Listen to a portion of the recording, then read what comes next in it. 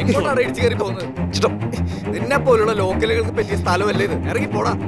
ചേട്ടാ ഞാനിവിടെ വലിഞ്ഞേറി വന്നതല്ല, ഗസ്റ്റ് ആയിട്ട് വന്നതാ. ഫാമിലി കെട്ടുവത്. ഞാനിവിടെ നിന്ന് സമയങ്ങളല്ലേ? ഇത് വലിയ വലിയ ആളുകൾ വരുന്ന ഹോട്ടലാ, അല്ലാതെ നിന്നെ പോലുള്ള അലവലാദികൾക്ക് വേണ്ടിയുള്ളതല്ല. ഇറങ്ങി പോടാ.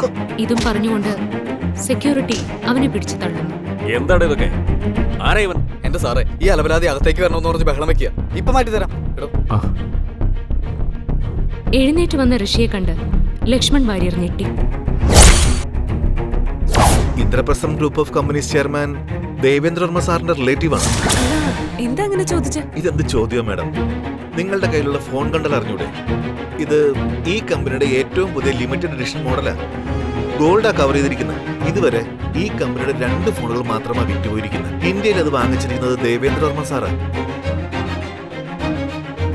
അല്ല, മാഡത്തിന് ഇത് ആരാ തന്നത്? അച്ഛൻ പറഞ്ഞതനുസരിച്ച് ശ്രീലക്ഷ്മി ഋഷിയെ പോലെ ആരുമില്ലാത്തൊരു ദരിദ്രവാസിയെ കല്യാണം കഴിക്കാൻ തയ്യാറായെങ്കിലും അച്ഛനോട് അന്ന് അവളൊരു ഡിമാൻഡ് വെച്ചു. 10 പൈസ എടുക്കാൻ നിവർത്തിയില്ലാത്ത ഒരുത്തനെയാണ് താൻ കെട്ടിയതെന്ന് പുറത്താരും അറിയരുത്. തന്റെ ഭർത്താവ് ലണ്ടനിൽ വലിയ ബിസിനസ്സുകാരനാണെന്നാണ് ശ്രീലക്ഷ്മി കൂട്ടുകാരോടൊക്കെ പറഞ്ഞിരിക്കുന്നത്. എന്നാൽ ഇവിടെ ഋഷിക്ക് പറയത്തക്ക ജോലിയൊന്നുമില്ല.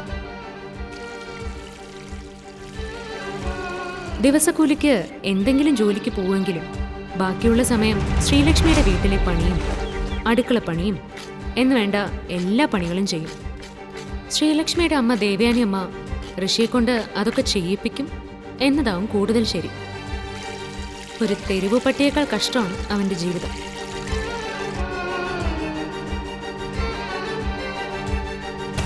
സാധാരണ ന്യൂ ഇയർ പോലുള്ള വിശേഷ ദിവസങ്ങളിൽ അവളുടെ കൂട്ടുകാരുടെ ഭർത്താക്കന്മാരൊക്കെ വളരെ വില കൂടിയ ഗിഫ്റ്റുകളാണ് ഭാര്യമാർക്ക് സമ്മാനിക്കുക.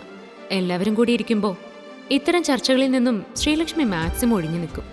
എന്നാൽ ഇത്തവണ അവൾ അതിന് തയ്യാറല്ലായിരുന്നു. ഋഷി, ഈ ന്യൂ ഇയറിന് നീ എനിക്ക് എക്സ്പെൻസീവ് ആയൊരു ഗിഫ്റ്റ് തരണം.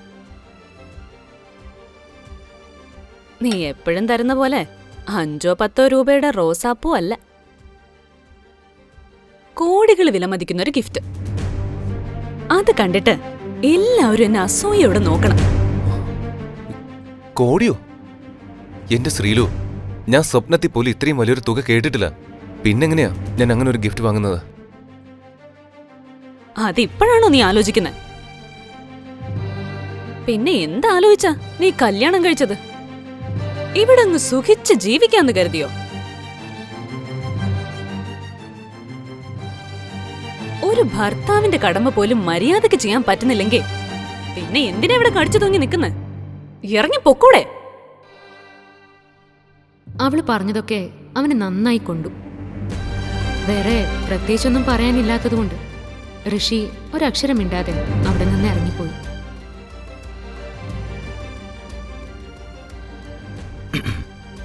ശ്രീലു,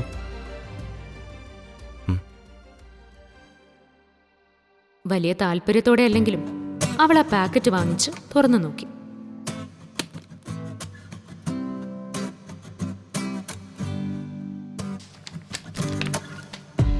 അമ്പോ! ശ്രീലക്ഷ്മി കണ്ണുമിഴിച്ച് ഒന്നുകൂടി നോക്കി. ഓ മൈ ഗുഡ്നസ്, ഇത് സ്പെഷ്യൽ എഡിഷൻ ഫോണല്ലേ? എനിക്കറിയാം. നിനക്കിത് എവിടെ നിന്ന് കിട്ടി? അങ്ങനെയൊക്കെ കമ്പനി ഉണ്ടോ? ഇത് ഒറിജിനൽ ഒന്നും ആയിരിക്കില്ല, വല്ല ഡ്യൂപ്ലിക്കേറ്റ് ആയിരിക്കും. എന്റെ കയ്യിലുള്ള പൈസ കൊടുത്തപ്പോ ഇതാ കിട്ടിയത്. എങ്കിലും അവൾക്കൊരു സംശയം. കമ്പനിയുടെ ഡ്യൂപ്ലിക്കേറ്റ് ഫോൺ ഇത്രയും പെർഫെക്ഷനോടെ ഒരിക്കലും കിട്ടാൻ പോകുന്നില്ല. Hi madam. അതെ, ഈ ഫോൺ ഒറിജിനൽ ആണോ എന്ന് നോക്കൂ.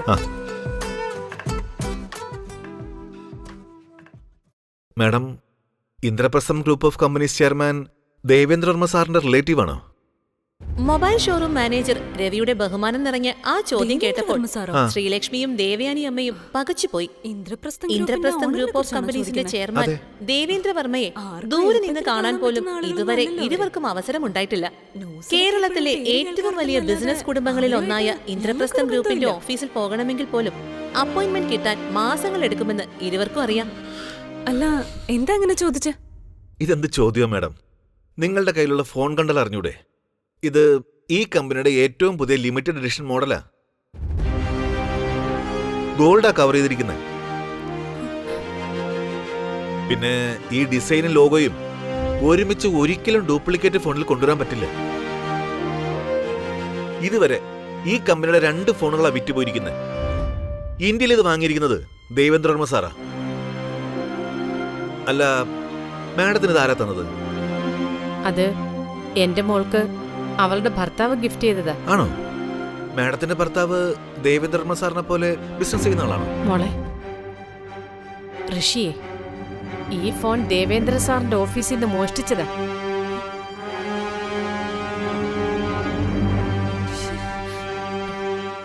ഈശ്വര, ഇനി ഇതിന്റെ പേരിൽ നമ്മൾ എന്തൊക്കെ അനുഭവിക്കേണ്ടി വരിക?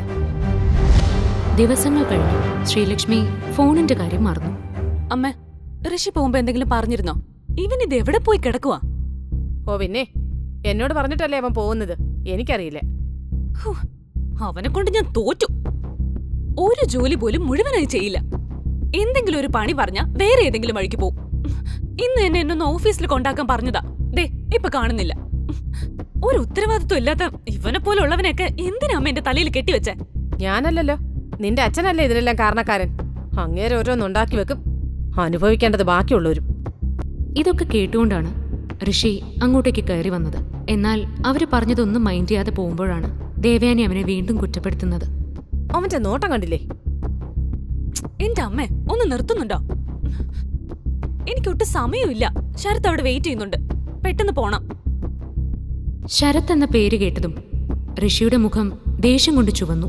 അത് ശ്രീലക്ഷ്മിക്ക് മനസ്സിലായെങ്കിലും അവൾ ഒന്നും അറിയാത്ത പോലെ അവനോട് പറഞ്ഞു. നോക്കി നിൽക്കാതെ വാ ഋഷി.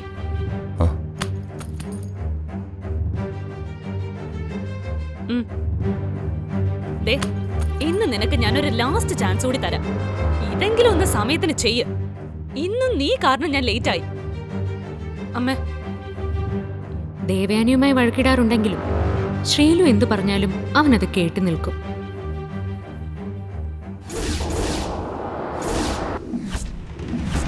പെട്ടെന്ന് തന്നെ അവർ ഓഫീസിലെത്തി. കാറിൽ നിന്നും ഇറങ്ങുമ്പോൾ തന്നെ തന്റെ ഫയൽസ് അടങ്ങിയ ബാഗ് എടുക്കാൻ ശ്രീലു ഋഷിയോട് പറഞ്ഞു. സ്റ്റാഫിനെ ആരെങ്കിലും വിളിക്കാൻ നിന്നാൽ അതിനും സമയം ഒരുപാട് പോകും. ശ്രീലക്ഷ്മി തന്റെ ക്യാബിനിൽ എത്തിയപ്പോഴേക്കും തന്റെ സുഹൃത്തും ബിസിനസ് പാർട്ട്ണറുമായ ശരത് അവിടെ കാത്തിരിക്കുന്നുണ്ടായിരുന്നു. ഹായ് ശരത്. ഹായ്. എന്താ ലക്ഷ്മി ഇത്? ഞാൻ എത്ര നേരമായി തന്നെ നോക്കിയിരിക്കുന്നു. എന്താ താൻ ഇത്രയും വൈകിയത്? ഓ, ഇവനെന്തിനാ എന്റെ ഭാര്യയെ നോക്കിയിരിക്കുന്ന? കാത്തിരിക്കാണ് പോലും. അവന്റെ ഒരു ലച്ചു. ഋഷി കാരണമാണ് താൻ ഇത്രയും വൈകിയതെന്ന് പറഞ്ഞത് കേട്ടപ്പോൾ ശരത്തിന് സമാധാനമായി. അവന്റെ മുഖത്ത് ഒരു ചെറിയ ചിരിയും വന്നു. അത് ശ്രീലക്ഷ്മിയും പ്രത്യേകം നോട്ട് ചെയ്ത് വെച്ചു. പെട്ടെന്ന് തന്നെ ശരത്ത് ഒരു കള്ളച്ചിരിയോടെ ശ്രീലക്ഷ്മിക്ക് നേരെ ഒരു ബോക്സ് നീട്ടി. ഞാൻ എന്താ തനിക്ക് കൊണ്ടുവന്ന ഗിഫ്റ്റ് നോക്കിയേ. ഇത് ഈ ലോകത്ത് നിനക്ക് ഞാൻ മാത്രം തരാനേ വഴിയുള്ളൂ. എങ്ങനെയുണ്ട് ഈ dream lover diamond necklace? Oh my god, dream ലവറോ? ഇത് എനിക്ക് വേണ്ടി കൊണ്ടുവന്നാണോ ശരത്? എന്റെ അമ്മോ, എനിക്ക് വിശ്വസിക്കാൻ പറ്റുന്നില്ല. അല്ല, ഇതിന് നല്ല വില ഉണ്ടാവില്ലേ? ഞാനിതിന് എങ്ങനെയാ തന്നോട് നന്ദി പറയാ? ഒത്തിരി താങ്ക്സ് ശരത്. ഋഷിയുടെ മുന്നിൽ വെച്ച് അങ്ങനെ ഒരു കമന്റ് കേട്ടപ്പോൾ തന്നെ ശരത്തിന് സമാധാനമായി. ഋഷിയെ ഒന്ന് പുച്ഛിച്ച് ചിരിച്ചുകൊണ്ട് ശരത്ത് ക്യാബിനിലേക്ക് തിരികെ പോയി.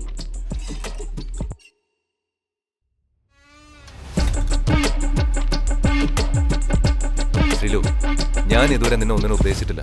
പക്ഷേ ഈ ശരത്തിനെ നീ കുടിച്ച വെള്ളത്തെ വിശ്വസിക്കരുത്. അവൻ ഈ തന്നത് ഒറിജിനൽ ഡ്രീം ലവർ നെക്ലസ് അല്ലാന്ന് എനിക്കറിയാം. നോക്ക്, ഞാൻ നിനക്ക് വാക്കുതരുന്നു. Original dream lover diamond necklace ഞാൻ നിനക്ക് വാങ്ങിച്ചു തന്നിരിക്കാം. അതിന് എത്ര ബുദ്ധിമുട്ടിയായാലും. കൂടുതലൊന്നും പറയാതെ ശ്രീലക്ഷ്മിയുടെ മറുപടിക്ക് പോലും കാത്തു നിൽക്കാതെ ഋഷി അവിടെ നിന്നും പോയി. കഴിഞ്ഞ 2.5 വർഷത്തിനിടയിൽ ആദ്യമായിട്ടാണ് ഋഷി ഇങ്ങനൊരു വാക്ക് കൊടുക്കുന്നത്.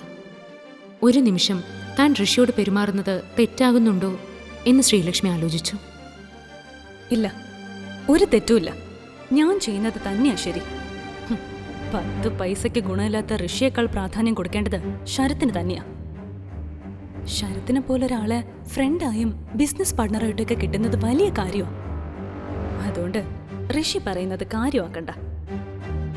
ശരത്തിന്റെ സൗഹൃദം ഒരു കാരണവശാലും വിട്ടുകൊടുക്കാൻ പാടില്ല. കൂടുതലൊന്നും ആലോചിച്ച് നിൽക്കാതെ ശ്രീലക്ഷ്മി ഋഷിയുടെ പിന്നാലെ പോയി.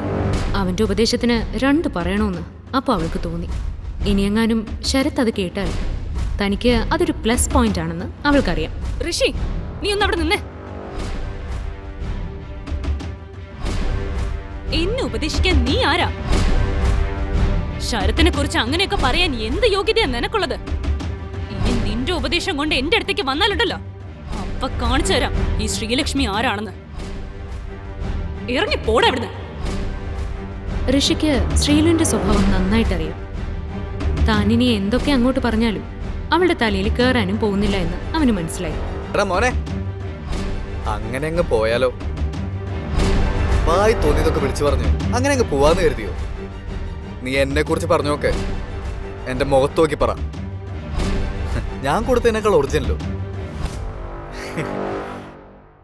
ലച്ചുവിന് മുത്തുമാല വാങ്ങിച്ചു കൊടുക്കാനാണോ പോകുന്നേ? കയ്യിൽ 10 പൈസ ഇല്ലെങ്കിലും അഹങ്കാരത്തിന് ഒരു കുറവുമില്ല. ഋഷിക്ക് അവിടെ ഒരു സീൻ ഉണ്ടാക്കാൻ ഒരു താല്പര്യമില്ലായിരുന്നു.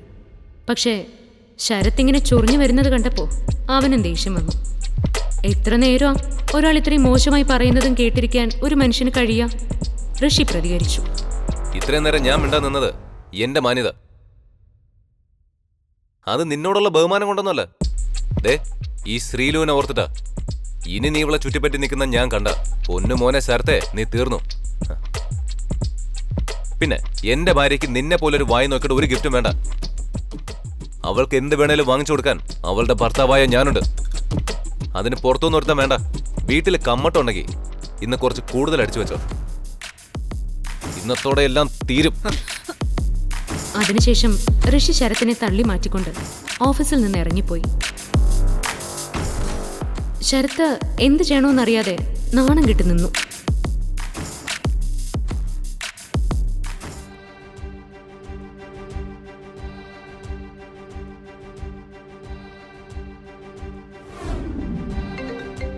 മനസ്സാകെ ഡിസ്റ്റർബ്ഡ് ആയിരിക്കുമ്പോഴാണ് ഋഷിയുടെ ഫോണിലേക്ക് ആ കോൾ വന്നത്. വേറെ ആരുടെയുമല്ല, കോടീശ്വരൻ ദേവേന്ദ്രവർമ്മയുടെ PA-യുടെ. Yes, Rishan speaking. എന്തായിപ്പോ എന്നെ വിളിച്ചത്? അല്ലെങ്കിൽ തന്നെ വർഷങ്ങൾക്ക് ശേഷം ഇങ്ങനെ ഒരു കോള് വരണമെങ്കിൽ അതിന്റെ പിന്നിലൊരു കാരണമുണ്ടെന്ന് ഊഹിക്കാലോ. സർ, ഞാനൊരു മീറ്റിംഗ് ഫിക്സ് ചെയ്യാനാണ് വിളിച്ചത്. സാറിന് വേറെ പ്രോഗ്രാംസ് ഒന്നും ഇല്ലെങ്കിൽ ഡീറ്റെയിൽസ് ഞാൻ വാട്സാപ്പിൽ അയക്കാം. ആ, എന്നെപ്പോ സാറെന്നൊക്കെ വിളിക്കേണ്ട കാര്യമുണ്ടോ? അതൊക്കെ പണ്ടല്ലേ. ശരി, ഞാൻ ആരെ വേണമെങ്കിലും കാണാൻ റെഡിയാണ്. പക്ഷെ എനിക്ക് 2 കണ്ടീഷൻസ് ഉണ്ട്. ഒന്നാമത്തെ കാര്യം, എനിക്ക് ഇന്ന് തന്നെ ഡ്രീം ലവർ ഡയമണ്ട് നെക്ലസിന്റെ ഒരു ഒറിജിനൽ പീസ് വേണം. Sir, don't forget the real one. രണ്ടാമത്തെ കാര്യം ഞാൻ വാട്സാപ്പിലേക്കാം.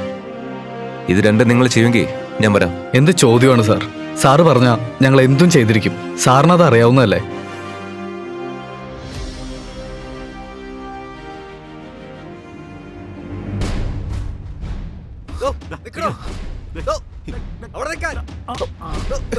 എങ്ങോട്ടാണ് ഇടിച്ചു കയറി പോകുന്നത്? നിന്നെ പോലുള്ള ലോക്കലുകൾക്ക് പറ്റിയ സ്ഥലമല്ലേ ഇത്? ഇറങ്ങി പോടാ. ചേട്ടാ, ഞാനിവിടെ വലിഞ്ഞേറി വന്നതല്ല, ഗസ്റ്റ് ആയിട്ട് വന്നതാ. ഫാമിലി കെട്ടുവത്. ഞാനിവിടെ നിന്ന് സമയങ്ങളല്ലേ? ഇത് വലിയ വലിയ ആളുകൾ വരുന്ന ഹോട്ടലാ. അല്ലാതെ നിന്നെ പോലുള്ള അലവലാദികൾക്ക് വേണ്ടിയുള്ളതല്ല. ഇറങ്ങി പോടാ. ഇതും പറഞ്ഞുകൊണ്ട് സെക്യൂരിറ്റി അവനെ പിടിച്ചു തള്ളുന്നു. അവൻ ചെന്ന് വീണത് അംഗരക്ഷകർക്കൊപ്പം അവിടേക്ക് വരികയായിരുന്ന ഓസ്റ്റിൻ സ്പേസസിന്റെ ഓണർ ലക്ഷ്മൺ വാര്യരുടെ മുന്നിലേക്കായിരുന്നു. ഉടൻ ലക്ഷ്മൺ വാര്യർ ദേഷ്യത്തോടെ സെക്യൂരിറ്റിയോട് ചോദിച്ചു, എന്താണ് ഇതൊക്കെ? ആരാ ഇവൻ? എന്റെ സാറേ, ഈ അലവലാതി അകത്തേക്ക് വരണമെന്ന് പറഞ്ഞ് ബഹളം വെക്കുക. ഇപ്പൊ മാറ്റി തരാം. എഴുന്നേറ്റ് വന്ന ഋഷിയെ കണ്ട് ലക്ഷ്മൺ വാര്യർ ഞെട്ടി. അയ്യോ, ഋഷിൻ സാർ, സാറായിരുന്നു ഇത്. ക്ഷമിക്കണം, എനിക്ക് ആളെ മനസ്സിലായില്ല. പൊറുക്കണം സാർ. ഈ നഗരം മുഴുവൻ പേടിയോടെ മാത്രം കാണുന്ന തന്റെ ബോസ് ഇങ്ങനെ ഒരുത്തന്റെ മുമ്പിൽ ക്ഷമ ചോദിക്കുന്നത് കേട്ടപ്പോൾ സെക്യൂരിറ്റിക്ക് അത്ഭുതമായി. ആരാണ് ഋഷിൻ എന്നറിയാൻ അയാൾക്കും ആവേശമായി. സത്യത്തിൽ ആരാണ് ഋഷിൻ? ഋഷിൻ ശരിക്കും പണക്കാരനാണോ? പിന്നെന്തിനാണ് അവൻ എല്ലാവരുടെയും മുമ്പിൽ ദരിദ്രനെ പോലെ ജീവിക്കുന്നത്? ന്യൂ ഇയർ ആഘോഷങ്ങൾ നടക്കുന്നതിനിടയിൽ തന്റെ ഭാര്യയ്ക്ക് വിലയേറിയ ഒരു ഗിഫ്റ്റ് സമ്മാനിക്കുകയാണ്.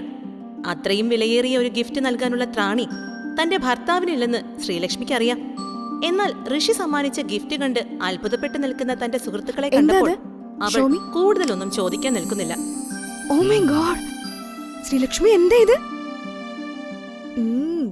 ശ്രീലക്ഷ്മിയുടെ ഭർത്താവ് ലണ്ടനിൽ ബിസിനസ് ചെയ്യുന്നു പറഞ്ഞപ്പോ ഇത്ര റിച്ച് ആയിരിക്കുമെന്ന് ഞാൻ വിചാരിച്ചില്ല കേട്ടോ. ഈ നെക്ലസിലെ ഡയമണ്ടിന്റെ വില എത്രയെന്നറിയോ? ശ്രീലക്ഷ്മി, ഋഷി സാറിനെ നേരത്തെ ഞങ്ങൾക്ക് പരിചയപ്പെടുത്തി തരേണ്ടതായിരുന്നു. എക്സ്ക്യൂസ് മീ ഋഷി, നോക്കട്ടെ. ഋഷി, നിനക്ക് എവിടുന്ന ഇത്രയും വില കൂടിയ ഡയമണ്ട് നെക്ലസ് വാങ്ങാനുള്ള കാശ് കിട്ടിയ? വെറുതെ ചിരിക്കാതെ നീ കാര്യം പറയുന്നുണ്ടോ? നീ ആരുടെ അടുത്തെങ്കിലും കടം വാങ്ങിയതാണോ? അതോ നീ എവിടെന്നെങ്കിലും മോഷ്ടിച്ചോ? അല്ലാതെ നിനക്ക് എവിടുന്ന ഇത്രയും കാശ്? നീ ഒന്ന് മാത്രം അറിഞ്ഞാൽ മതി ശ്രീലക്ഷ്മി. നിനക്ക് ഞാൻ തന്ന ഈ ഡയമണ്ട് നെക്ലസിലെ ഓരോ അംശവും എന്റെ കാശ. ധൈര്യമായി നീ അത് കഴുത്തിലിട്ടോ. ചോദ്യം ചെയ്യാൻ ആരും വരില്ല. പറയുന്നത് ഋഷിയ, ഋഷിൻ വർമ്മ. ഇത്രയും നാൾ ശ്രീലക്ഷ്മിയുടെയും ദേവയാനി അമ്മയുടെയും ആട്ടും തുപ്പും കൊണ്ട് കഴിഞ്ഞുകൂടിയ ഋഷിനായിരുന്നില്ല ശ്രീലക്ഷ്മിയുടെ മുൻപിൽ ഇപ്പോൾ സംസാരിച്ച ഋഷി. അത് ശ്രീലക്ഷ്മിക്കും മനസ്സിലായി. ഇത്രയും നാൾ എല്ലാവരിൽ നിന്നും അവഗണനകളും അപമാനങ്ങളും മാത്രം ഏറ്റുവാങ്ങിയ ഋഷിൻ താൻ ആരാണെന്ന് ലോകത്തോട് വിളിച്ചു പറയാൻ പോവുകയാണോ? ഋഷിയുടെ ജീവിതത്തിൽ സംഭവിക്കുന്നത് എന്താണെന്ന് മുഴുവനായും അറിയാനായി ഡൗൺലോഡ് ചെയ്യൂ പോക്കറ്റ് FM. കേൾക്കൂ കോടീശ്വരൻ.